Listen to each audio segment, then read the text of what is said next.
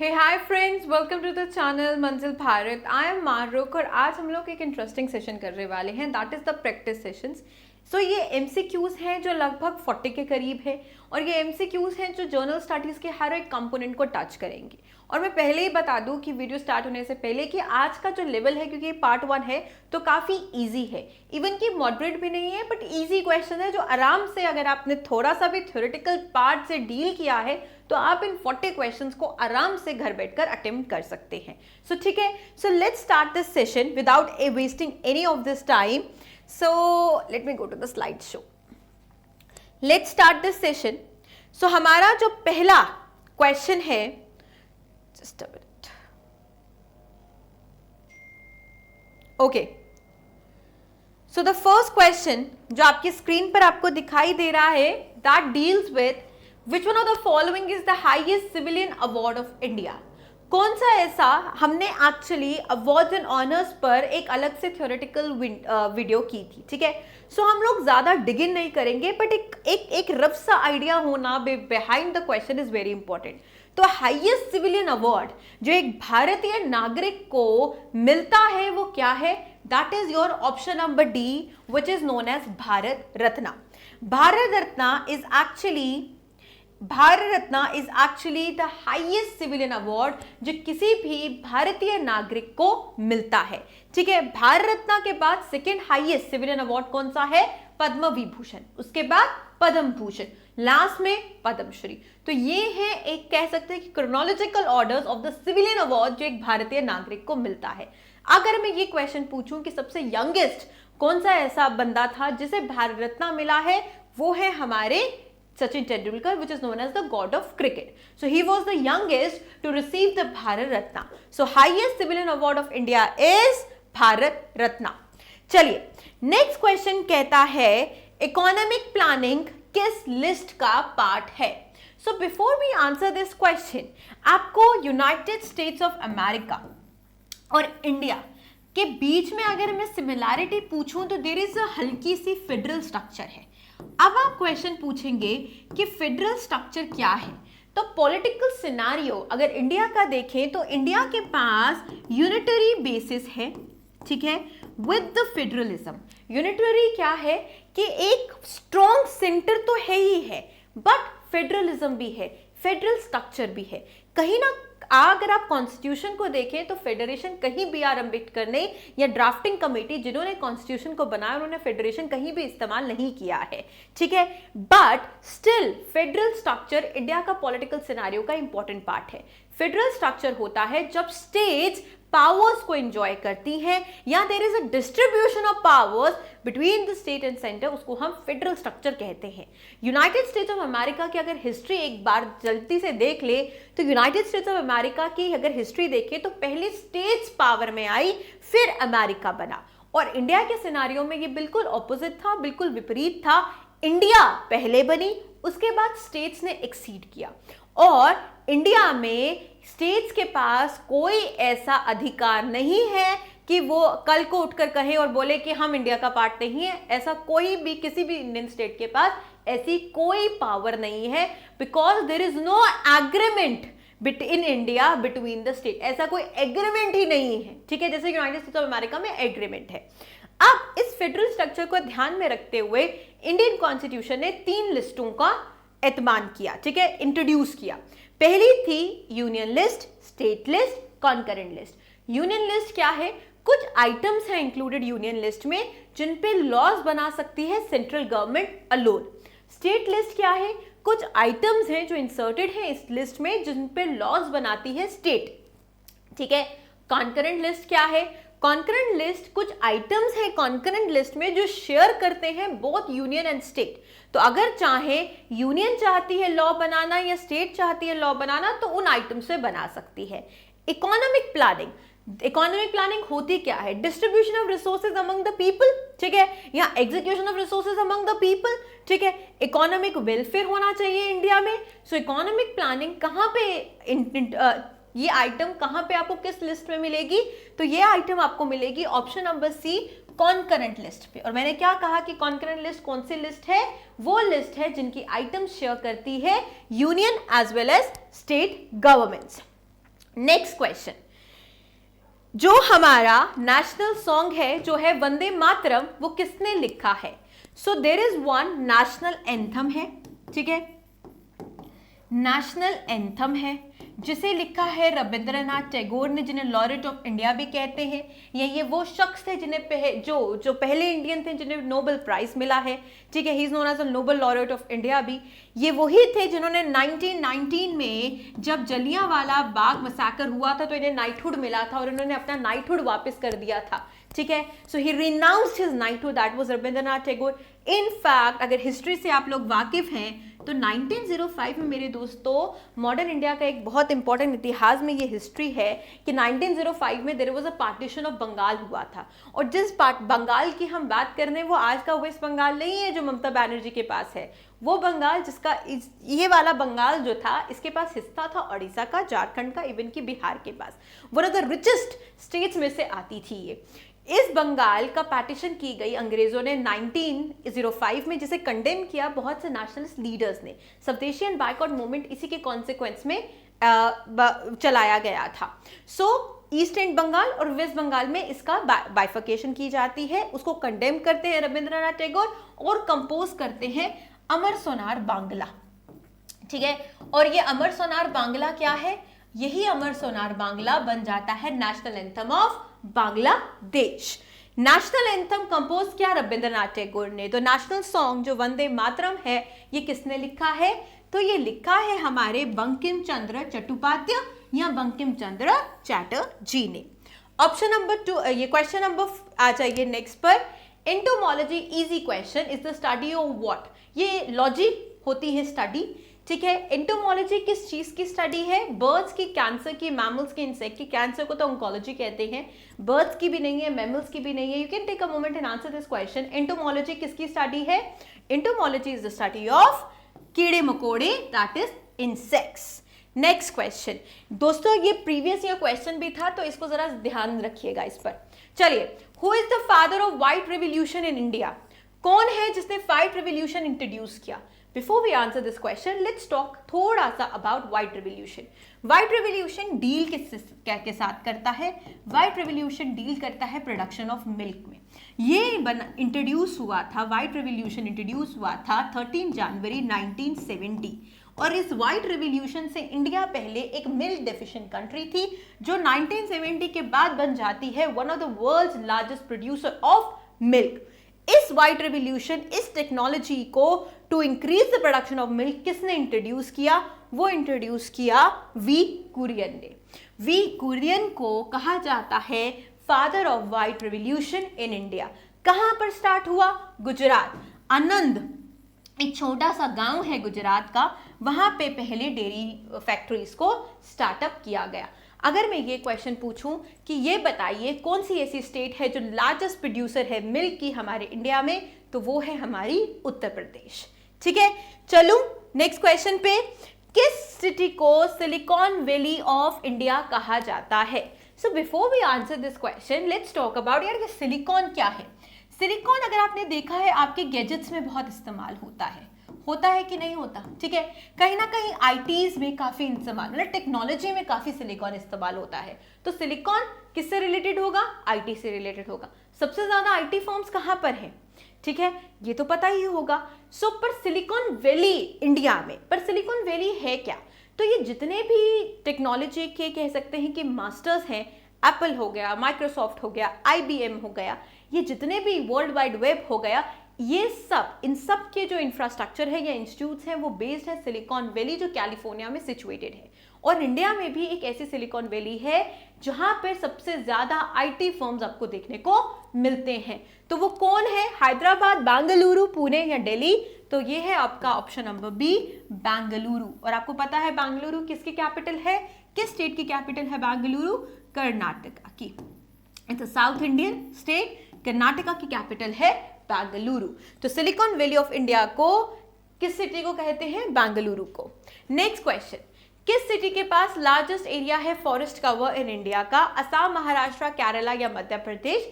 Simple सी बात है, कौन सी ऐसी स्टेट है जिसके पास सबसे ज्यादा जंगल है? ठीक है, तो कौन सी ऐसी स्टेट है जिसके पास सबसे ज्यादा जंगल है? मैं हिंट दे दूं कि ये सेंट्रल इंडिया में स्टेट लोकेटेड है, इसे हार्ट ऑफ इंडिया भी कहा जाता है। कौन सी ऐसी स्टेट है, जल्दी से बताओ।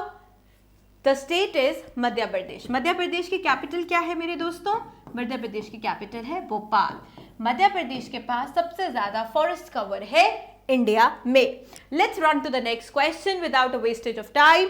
किस टैक्स को, रिफॉर्म को रिलेट करते हैं सेल्स टैक्स इन इंडिया से? Which one of the following is a tax reform related to sales taxes in India?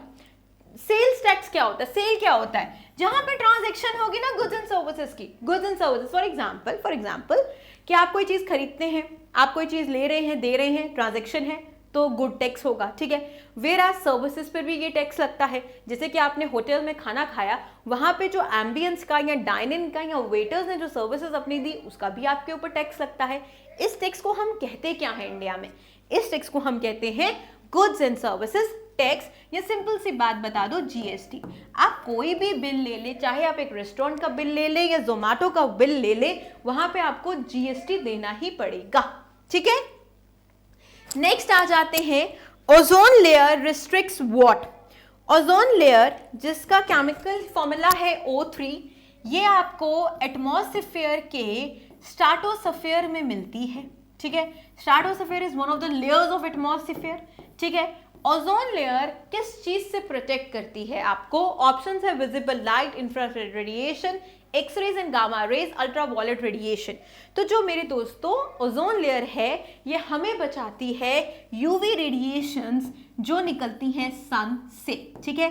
So ozone layer अर्थ को बचाती है UV rays that comes out from the sun, ठीक है। So ozone layer restricts what? Ultraviolet radiations. Next आते हैं, which one of the following is concerned with the welfare of children throughout the world? So एक ऐसा United Nation की organisation जो सिर्फ बच्चों के साथ डील करती है, उनकी वेलफेयर के साथ डील करती है, वो कौन सी है? ठीक है, ऑप्शंस हैं UNESCO, UNICEF, WHO, FAO। FAO is the food and agriculture, UNESCO is the educational, scientific and cultural organization जो world heritage sites and all that sites को डिक्लेयर करती है। WHO deals with the World Health Organization. But there is one organization of United Nation की जो deal करती है बच्चों के साथ, उनके वेलफेयर के साथ पूरी दुनिया में, वो है हमारी United nation, that is UNICEF, United nation international children emergency fund. ये इंस्टीट्यूट है, ये एक इंटर एजेंसी है, इंपॉर्टेंट एजेंसी है यूनाइटेड नेशन की, जो डील करती है welfare of children around the world के साथ। जल्दी से नेक्स्ट क्वेश्चन पे आ जाओ, इंपॉर्टेंट है। कौन सा ऐसा इंस्टीट्यूट है जिसने रिप्लेस किया प्लानिंग कमीशन ऑफ इंडिया को? मतलब इससे पहले प्लानिंग कमीशन ऑफ इंडिया थी। मैं हिंट के तौर पर दे दूं कि ये रिप्लेसमेंट जो भी हुई है, ये हुई है हमारे current prime minister Narendra Modi के अंडर ही। तो कौन सा ऐसा इंस्टीट्यूट है जिसने रिप्लेस कर दिया प्लानिंग कमीशन ऑफ इंडिया को? ऑप्शंस है central information commission, national knowledge commission, NITI Aayog या finance commission.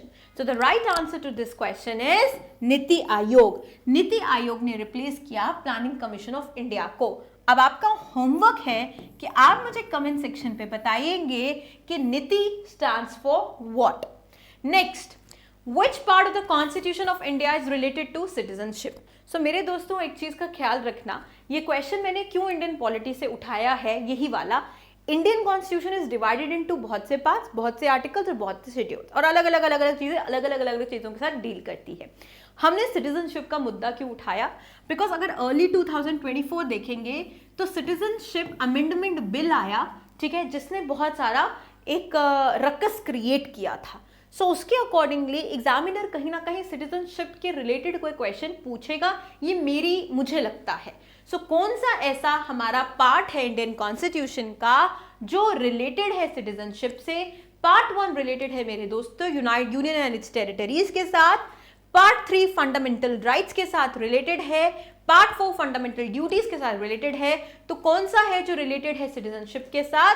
That is part number 2, option number 2। Part 2 is related to citizenship, article 5 से लेकर आर्टिकल 12 तक, ठीक है।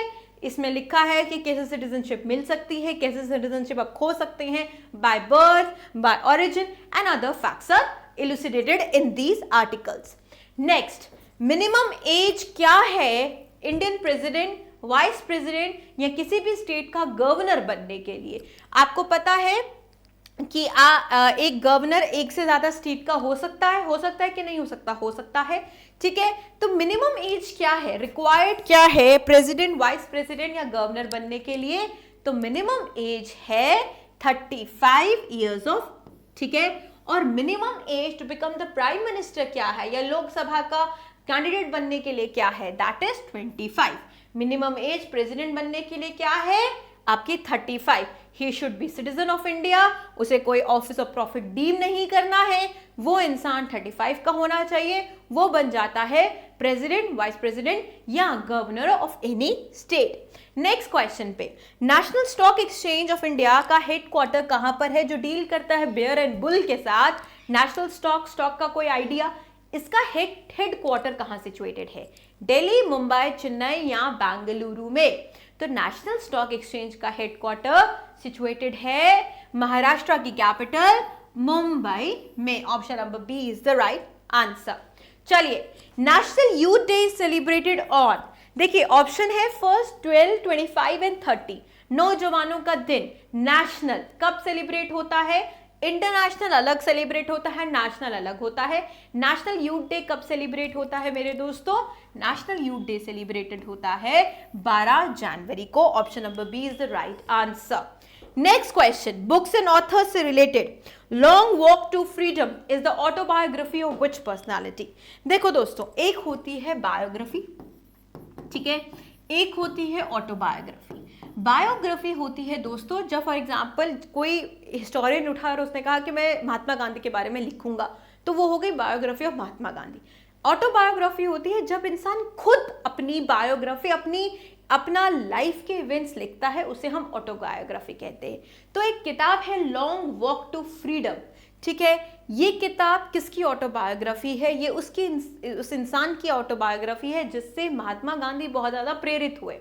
इस इंसान ने, जो नोबेल पीस प्राइज विनर था, नॉन वायलेंस में अगेन बिलीव करता था, इसने ब्लैक पीपल के राइट्स के बारे में बहुत काम किया। जो ब्लैक पीपल सब्जुगेशन फेस करते थे because of the white people, ये उनके लिए खड़े हुए हैं। इन्हें फादर ऑफ साउथ अफ्रीका भी कहा जाता है। So Long Walk to Freedom is the autobiography of Nelson Mandela, ठीक है। नेक्स्ट, लेड की पेंसिल बनाने के लिए किस मटेरियल का इस्तेमाल होता है? Which among these is used in making the lead of pencil? जो पेंसिल की निब है वो किस मटेरियल से बनती है मेरे दोस्तों? सिलिकॉन, ग्रेफाइट, चारकोल या सिल्वर? तो किससे बनती है? लेड पेंसिल की बनती है ग्रेफाइट से। It's a very strong one, ठीक है, ग्रेफाइट। नेक्स्ट, उजाला स्कीम किससे रिलेटेड है? किस डिस्ट्रीब्यूशन स्कीम से रिलेटेड है? क्या उजाला स्कीम के अंडर इंडियन गवर्नमेंट ने एलपीजी सिलेंडर डिस्ट्रीब्यूट किए, गैस स्टोव डिस्ट्रीब्यूट किए, खाना डिस्ट्रीब्यूट किया या एलईडी बल्ब डिस्ट्रीब्यूट किया? उजाल मतलब कहीं ना कहीं लाइट से रिलेटेड। तो उजाला स्कीम के अंडर दोस्तों इंडियन गवर्नमेंट ने एलईडी बल्ब को डिस्ट्रीब्यूट किया था। तो उजाला स्कीम कहीं ना कहीं रिलेटेड है to the distribution of LED bulb distribution. Next, कौन है चेयरमैन नीति आयोग के? पहले तो हमने ये क्वेश्चन पढ़ा कि नीति आयोग किसको रिप्लेस किया था? नीति आयोग ने, NITI Aayog replaced planning commission of India को, ठीक है, उसको आज हम कहते हैं नीति आयोग। नीति आयोग के चेयरमैन कौन है? नीति आयोग के चेयरमैन कौन एक्ट करते हैं? Is it prime minister, president, home minister या minister of social justice and employment? आप मोमेंट ले लीजिए और आंसर करने की कोशिश करिए। कौन एक्ट करते हैं as the chairman of NITI Aayog, जिसने रिप्लेस किया प्लानिंग कमीशन ऑफ इंडिया को? Who is the chairman of NITI Aayog? That is your prime minister. Prime minister chairs is the chairman of NITI Aayog. Next question, अगर परसिस्टेंस गिरावट होती जाए जर्नल प्राइस में good and services को, उसको हम क्या कहते हैं? A persistent fall in the journal price level of goods and services is known as deflation, disinflation, stagflation या depression। अगर persistent rise हो, मतलब दाम बढ़ते ही जाए, उसे क्या कहते हैं? उसे हम कहते हैं इन्फ्लेशन, है ना, इन्फ्लेशन। इकोनॉमी के लिए इन्फ्लेशन कहीं ना कहीं, regulated inflation is very important, ठीक है। एक परसिस्टेंट अगर राइज हो उसे हम कहते हैं इन्फ्लेशन, और अगर परसिस्टेंट फॉल हो जर्नल प्राइस में तो उसे हम क्या कहते हैं, दैट इज आपका option number A, deflation. So option number A is the right one. चलिए नेक्स्ट क्वेश्चन है, किसे grand old man of INC कहा गया है?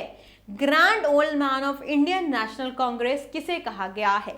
तो जब आईएनसी की स्थापना हुई, कब स्थापना हुई मेरे दोस्तों? 1885 में। किसने स्थापना की मेरे दोस्तों? एओ ह्यूम ने की थी। किसके लॉर्डशिप के अंडर स्थापना हुई? लॉर्ड डफरिन के अंडर स्थापना हुई, ठीक है।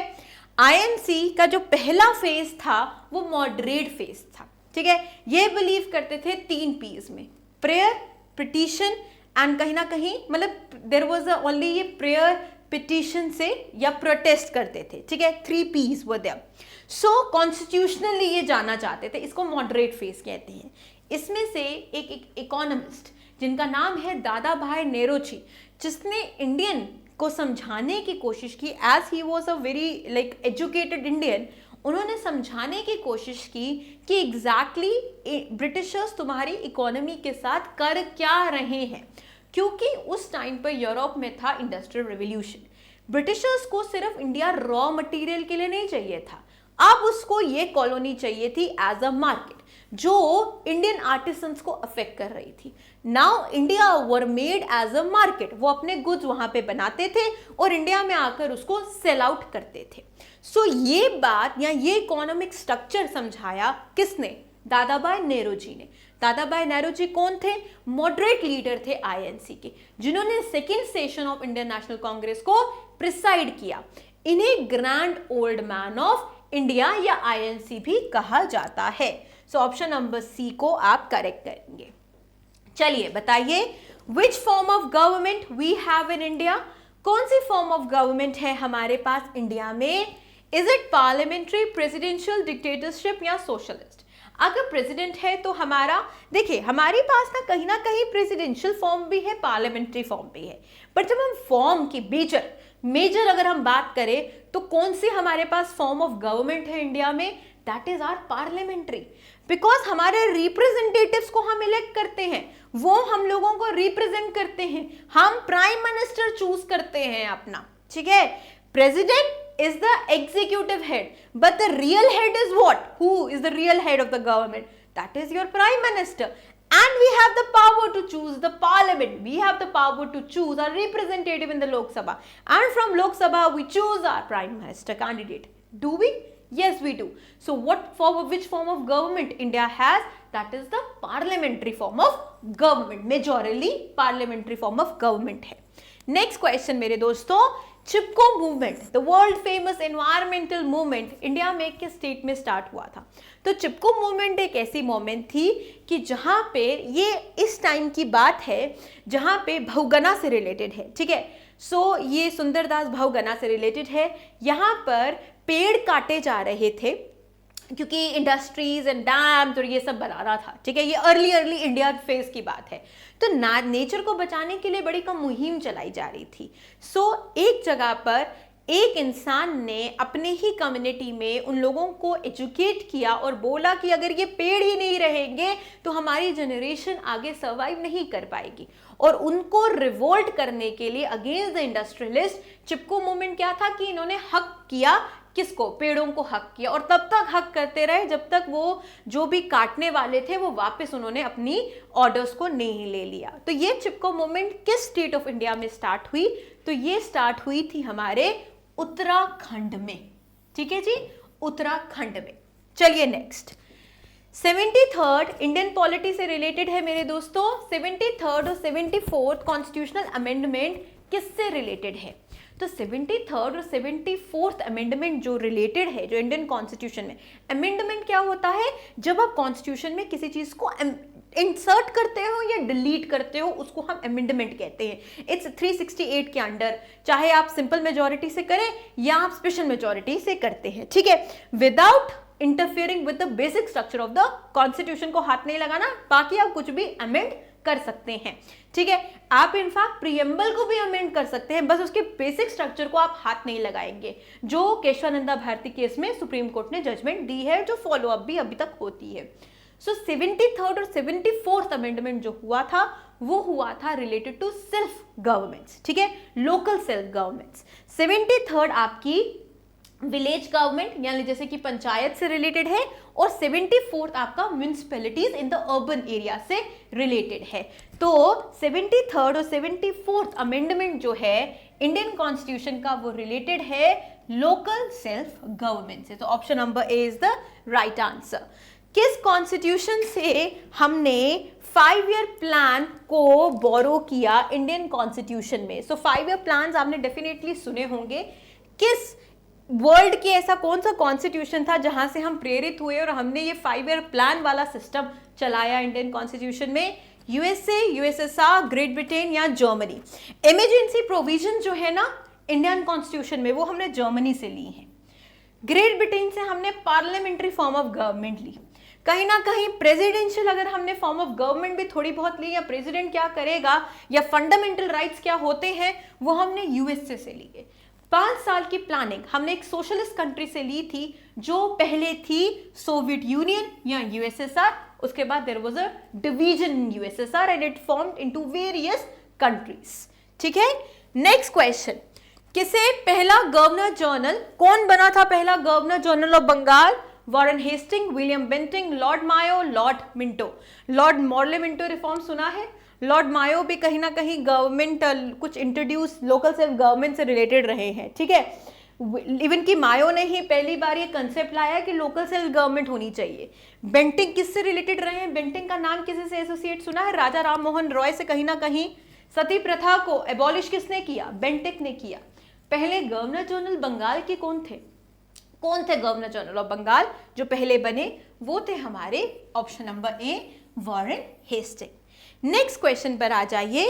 Polio vaccine which is very important, this question I feel is quite important, ठीक है, तो इसको मिस आउट नहीं करेंगे आप। किसने इन्वेंट की पोलियो वैक्सीन? पोलियो क्या होता है? पोलियो इज अ वायरस, ठीक है, एक छोटे से बच्चे को वायरस हो जाता है और लकीली इंडिया ने इरेडिकेट कर दिया है पोलियो, जबकि पाकिस्तान लेड बैक है इस पोलियो में, ठीक है, इरेडिकेशन ऑफ पोलियो में। मैक्सिमम डेवलप कंट्रीज या डेवलपिंग कंट्रीज ने इरेडिकेट कर चुके हैं ये पोलियो। अमिताभ बच्चन की वो 2 बूंद जिंदगी की वो जो एड है ना वो पोलियो से ही रिलेटेड है, जहां पे छोटे बच्चे को up to 5 years polio drops पिलाए जाते हैं और अभी तक ये मुहिम चलती आई है, जबकि इंडिया हैज लगभग इरेडिकेटेड दिस पोलियो, इवन कि India is now polio free. So ये पोलियो वैक्सीन किसने इन्वेंट की थी दोस्तों? तो ये इन्वेंट की थी डॉक्टर जोनास साल्क ने। So option number C is the right answer. Next, पहला मेटल मेरे दोस्तों इंसान ने कौन सा यूज किया?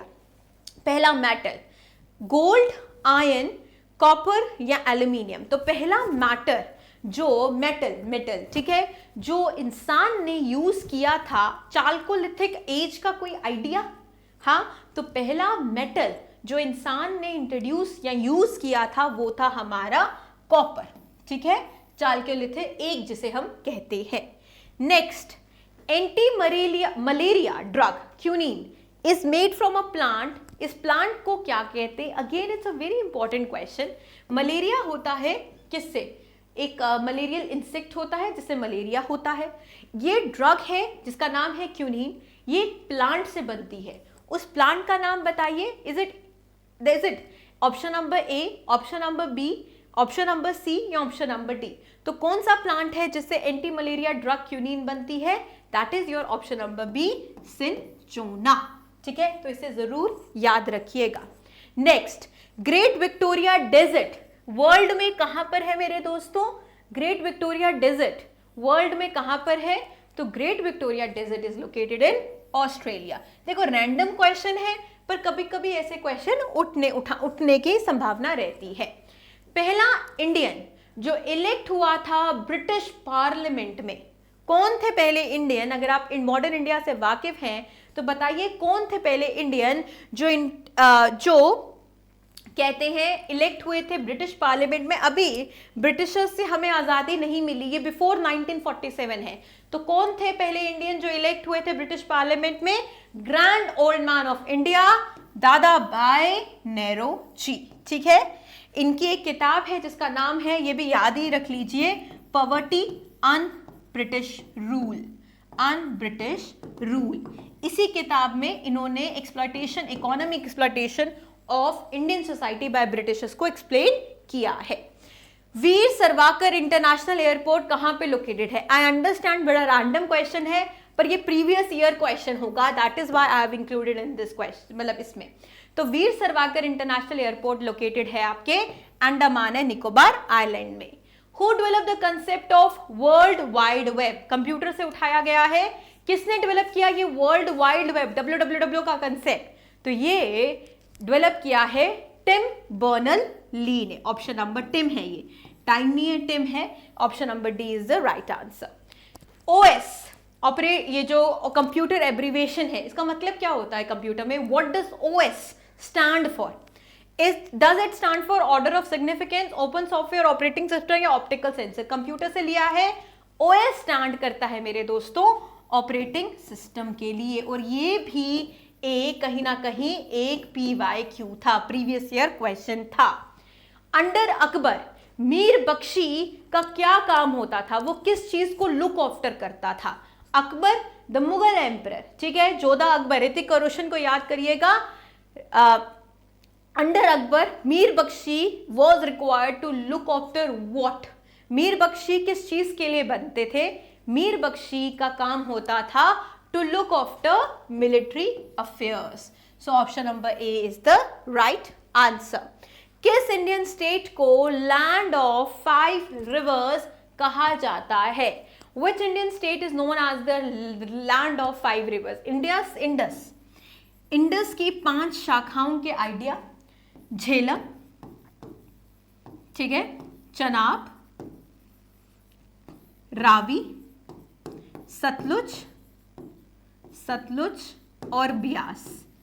और ये एक जगह है जो इन 5 जो इंडस की ट्रिब्यूटरीज है उन पर बेस्ड है या उनसे बनी हुई है। तो which Indian state is known as the land of 5 rivers? That is, देखो ना, खुद सोचो, पंजाब, पंजाब, ठीक है, पंज, पंज माने पंजाबी में 5, आब माने पानी, ठीक है, तो 5 आबों से बना हुआ हमारा Punjab. So option number A is the right answer. What is the national sport of India? Very easy. कौन सा है national sport of India? ज़्यादा इस पे सोचने की जरूरत ही नहीं है। क्रिकेट का मन कर रहा होगा, पर national sport of India है हमारा हॉकी, ठीक है। national sport of पाकिस्तान भी है हॉकी। चलो next, author of the book discovery of India कौन है? बुक एंड ऑथर्स आपके एग्जाम में सिलेबस में मेंशन आउट है, तो इन क्वेश्चंस को जरा ध्यान से रखिएगा। कौन है, किसने डिस्कवरी ऑफ इंडिया लिखी है? किसने डिस्कवरी ऑफ इंडिया लिखी है? महात्मा गांधी, जवाहरलाल नेहरू, रविंद्रनाथ टैगोर या BR Ambedkar? Who has written Discovery of India? You can take a moment and answer this question. Just a minute. So Discovery of India was written by option number B, first Prime Minister of India, Jawaharlal Nehru. ठीक है, विच Indian state has the highest literacy rate? सबसे पढ़े लिखे लोग किस Indian state में हैं? Highest literacy rate किस इंडियन स्टेट में है? केरला, तमिलनाडु, महाराष्ट्र या कर्नाटका? दैट इज अनहिंज्ड रहा है Kerala. Kerala is the Indian state जिसके पास हाईएस्ट लिटरेसी रेट है। इसका 6 रेशियो भी बहुत अच्छा है। 6 रेशियो होता है number of females upon 1000 males. So with this हमने 40 MCQs या सॉर्ट ऑफ प्रैक्टिस सेशन किया है। जर्नल जो हमारी स्टडीज हैं जिसमें component Indian economy, history, polity, geography या इवन के कुछ books and authors, first in India, ऐसा सब भी हमने इकट्ठे डिस्कस कर लिया। सो विद दिस हम लोग पार्ट 2 भी करेंगे, और जितना हम प्रैक्टिस करते चलेंगे उतना हम लोग, बिकॉज ये थोड़ा लेवल ईजी था, अब थोड़ा लेवल को बढ़ाते हैं और मॉडरेट की तरफ जाते हैं और देखते कितने क्वेश्चंस को हम अटेम्प्ट कर सकते हैं। सो आई होप ये वीडियो आप लोगों के लिए हेल्पफुल है। Till then take care and bye bye.